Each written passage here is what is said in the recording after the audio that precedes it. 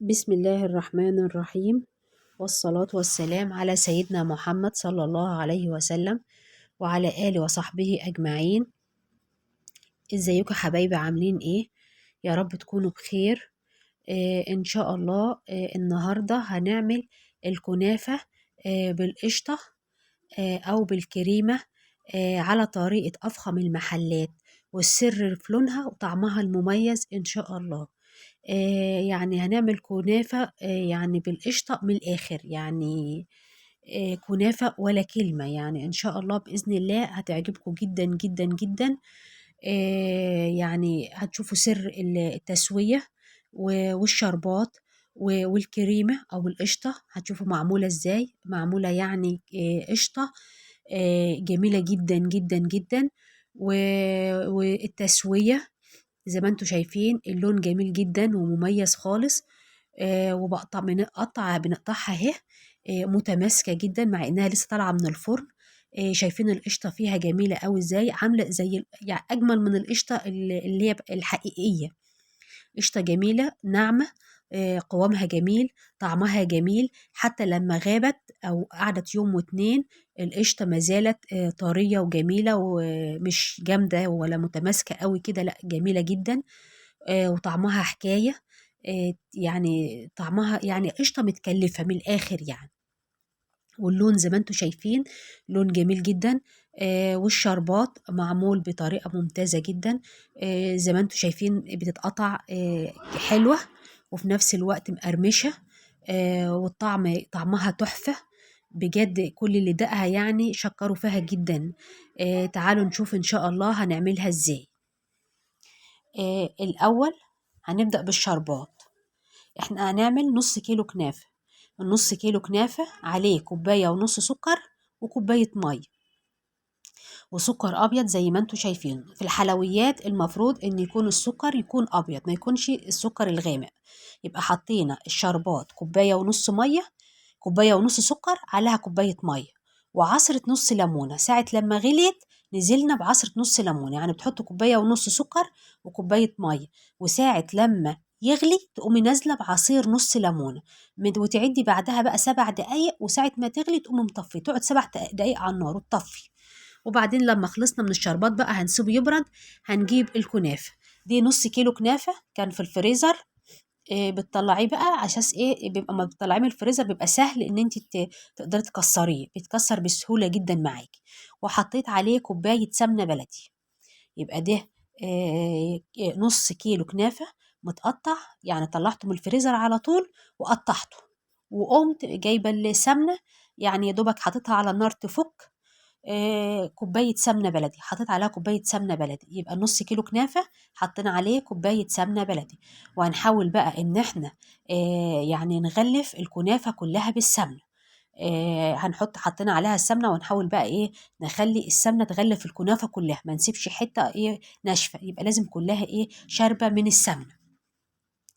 دلوقتي بقى لما حطينا عليها السمنة، شايفين زي ما انتوا شايفين دلوقتي كده الكنافة كلها شربت السمنة، وكلها زي بعضها، مفيش حتة فيها عليها سمنة وحتة ما عليهاش. بعد ما حطينا السمنة هننزل عليها كمان بنص كوباية سكر أبيض، سكر أبيض ناعم. هننزل بنص كوباية، بنص كوباية سكر أبيض، يعني الكنافة هتبقى نص كيلو كنافة، خد في حدود كوبايتين سكر، كوباية ونص للشربات ونص كوباية على الكنافة. ماشي. ولو حطيتي سكر برضو يعني مطحون ماشي، بس ما تحطيش سكر من الاسود اللي هو الخشن. يبقى احنا دلوقتي حطينا كوباية سمنة بلدي ونص كوباية سكر ابيض. بنقلب الخليط كويس مع بعضه، الكنافة مع السكر مع السمنة. وبعدين بنجيب بقى الصينية طبعا وبندهنها سمنة، نحط فيها سمنة يعني شوية محترمين كده يعني.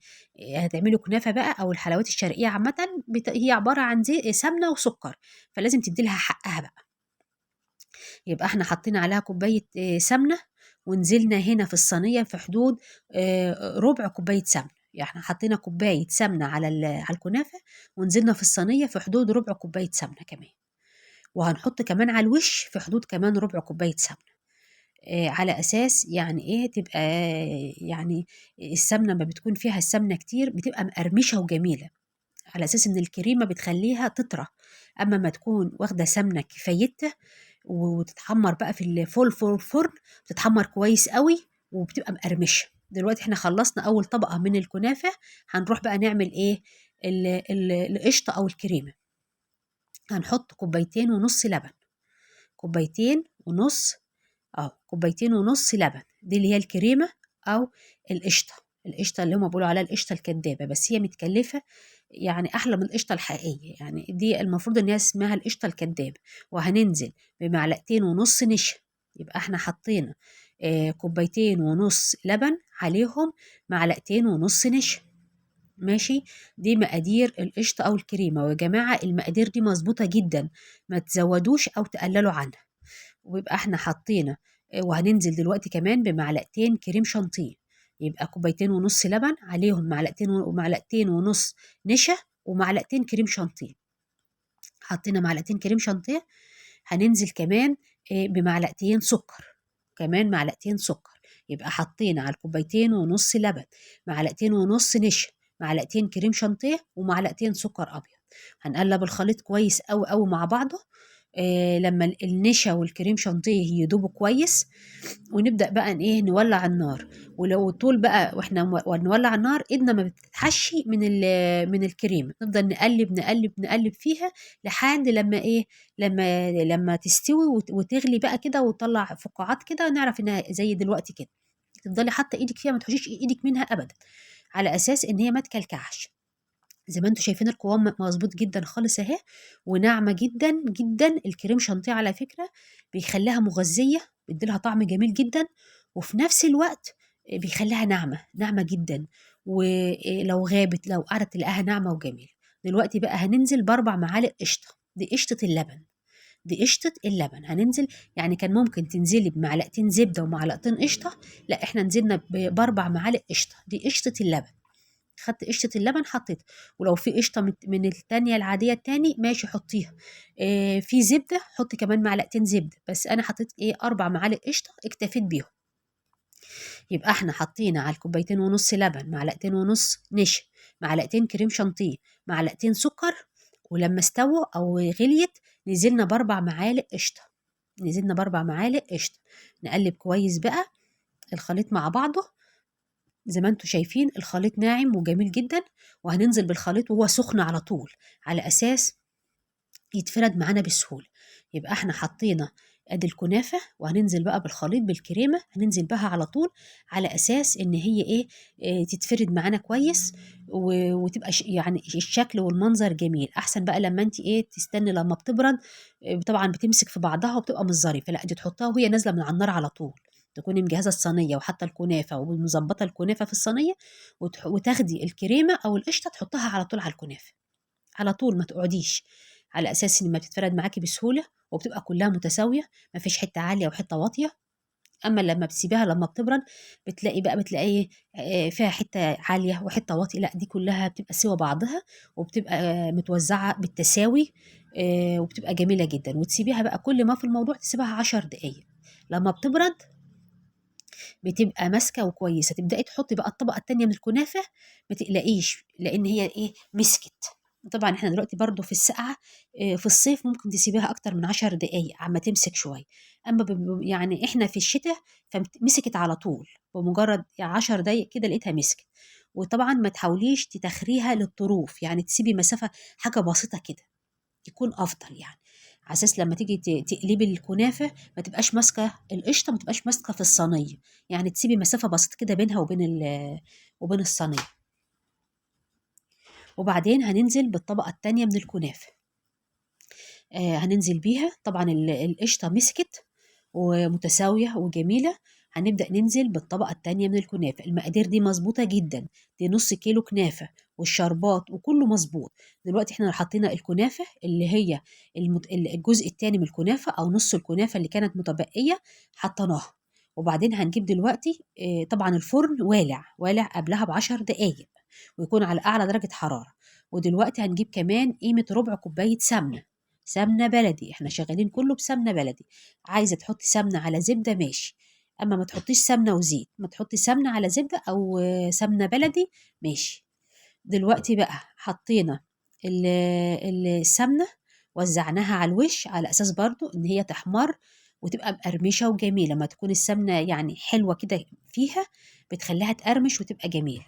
والكنافه دي بتختلف عن كنافه المكسرات، لان ايه؟ لان الكريمه بتخليها تضطر، فتكون السمنه يعني واخده سمنه كفايه. ونحطها على درجه حراره، اعلى درجه حراره في الفرن.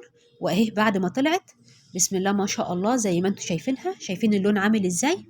طبعا هي سخنه جدا، طالعه من احنا حطيناها في الفرن على اعلى درجه حراره وطلعناها سخنه والشربات بارد. نبدا ننزل الشربات عليها بقى. طبعا بسم الله ما شاء الله شربته خالص. شايفين اللون جميل جميل جدا.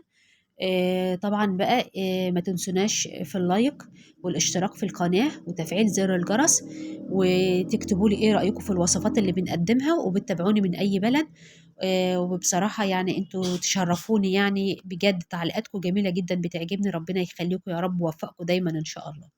دلوقتي بقى هنبدأ نقطع يعني هقطع يعني قطعة كده اوريها لكم.